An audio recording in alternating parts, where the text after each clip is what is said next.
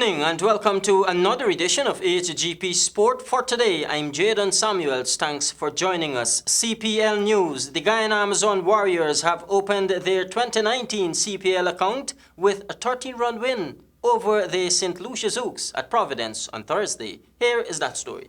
Watched by just under 10,000 vociferous fans in favorable conditions at Providence, the Warriors got to 155 after a slow start thanks to Shamron Hetmaya and Captain Shoaib Malik, who brought back stability to the innings, putting together 48 at the halfway point. With nothing coming from Shafane Rutherford and Nicholas Puran, the Warriors needed something special, which they got thanks to Chris Green and Kimo Paul, who took Guyana from 68 for 6 to 155 with 48 and 38 respectively. The pitch at Providence can present different challenges throughout, but we know it's getting better, and we know that the conditions suit our lineup as well. So I don't think we need to change much. I thought the way Hetmyer and Malik actually batted set it up for Kimo and myself and Rutherford to come in at the end and push us onto that 150 total. In reply, Rakeem Cornwall looked good for his 36, but after he fell, Chris Green and Shadab Khan kept the discipline and took wickets at crucial moments, leaving the Zouks 13 runs short. Meanwhile, the Warriors will go head-to-head with the St. Kitts and Nevis Patriots this Saturday. Speaking to the media on Friday, Chris Green and Riyad Emrit, who is playing against the Warriors this year, fill us in on what to expect on Saturday. We know our batters need to step up this game. We're playing against a very good Guyana Amazon Warriors team, and hopefully we can get that right and get the result that we need after this game. We know the conditions pretty okay, but having said that, the conditions here always change game to game. So you come in to play a game and you never really know what you're going to get here. Even when you're playing at home, you're not really sure what you're going to get. So yes, it's an advantage. We know the conditions pretty okay, but you never know what you're going to get when you come at Providence. Zadran goes to big wicket. Shepherd takes the wicket and Zadran goes for 23 off 20 deliveries. Jadon Samuels, HGP Sport. Still in cricket news, Samuel Gillis tells us now that Hayley Matthews was withdrawn from the West Indies women's squad. West Indies vice-captain Hayley Matthews was withdrawn from the squad just before the ODI series against Australia that got underway in Antigua last Thursday.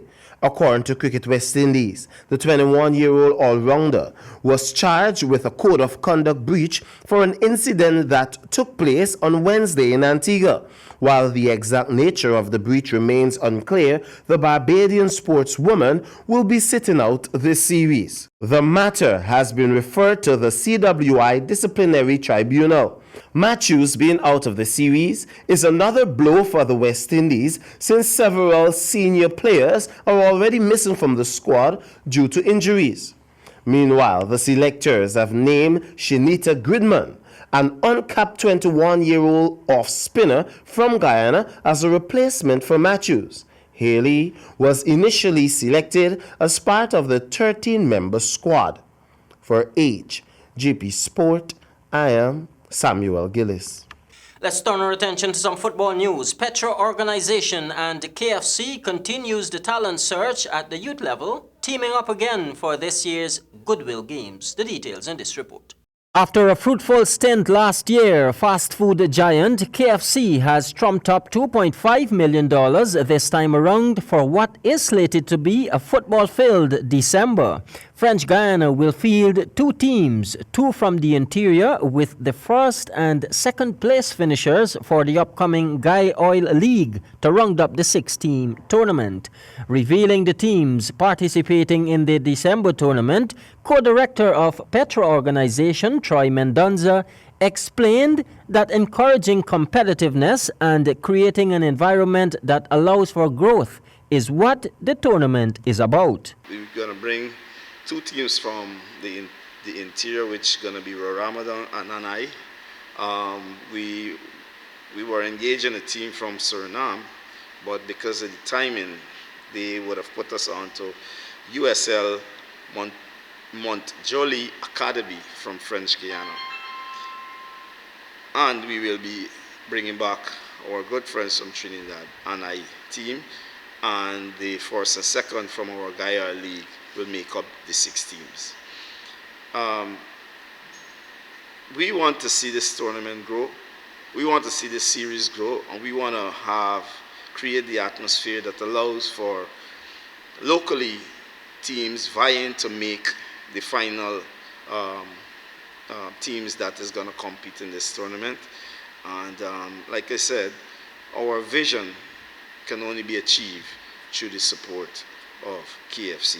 This tournament has also received the blessings from the Guyana Football Federation. Representative of the GFF, Wayne Dover, believes that initiatives such as the tournament supports the drive in helping to uncover the best under-20 players. When Guyana is placing a lot of emphasis on youth development, more so with regards to our under-20 campaign for the new year, this tournament would work well for us to talent scout, to see how best we could arrive with players out of the school system into our national program.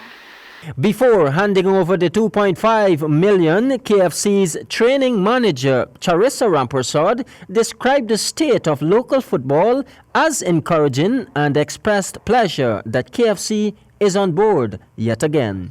Football is a notable sport in Guyana, and our future as a football nation looks very encouraging with the current generation of talented youth who are involved in the sport.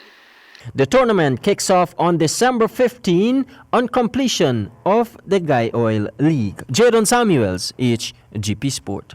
More football news following a successful initial engagement with HGP Sport, which outfitted the Guyana national senior men's team during its recent Gold Cup campaign. The Guyana Football Federation has inked a 4-year contract with the sportswear manufacturer. The contract, which became effective August 29 this year, makes HGP Sport the official uniform apparel and equipment provider of all levels of the GFF, from the senior teams, youth and women's national teams, including the under-15, under-17, under-20, and senior teams, respectively.